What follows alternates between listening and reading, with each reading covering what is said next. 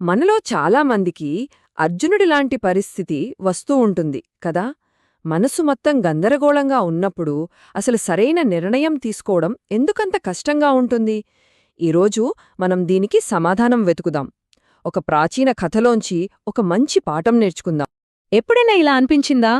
అస్సలు నెక్స్టేం చెయ్యాలో అర్థం కాక మైండ్ అంతా బ్లాంక్ అయిపోయి ఏం చెయ్యాలో తెలియని కన్ఫ్యూజన్.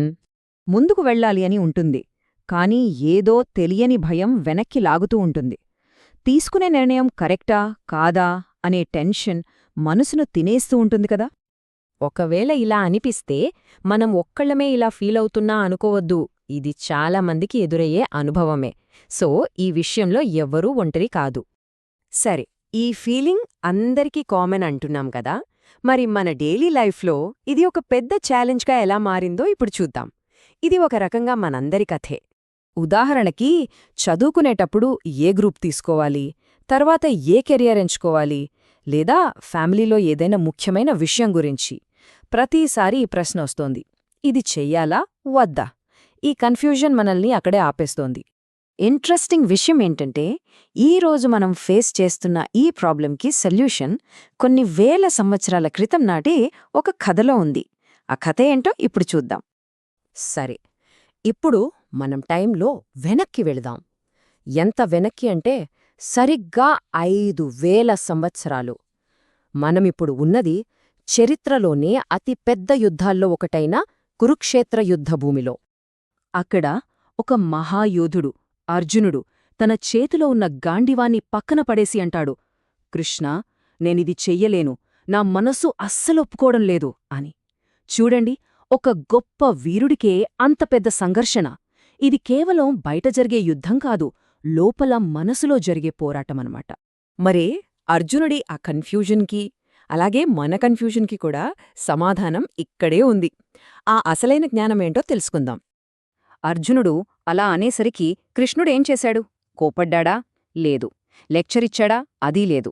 మనం అనుకున్నదానికి చాలా భిన్నంగా ఆయన రియాక్షన్ చాలా సింపుల్గా, ప్రశాంతంగా ఉంది.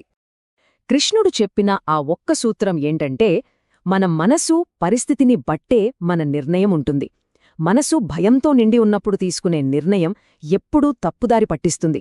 అదే మనసు ప్రశాంతంగా ఉన్నప్పుడు తీసుకునే నిర్ణయం సరైన దారి చూపిస్తుంది. సింపుల్ కదా.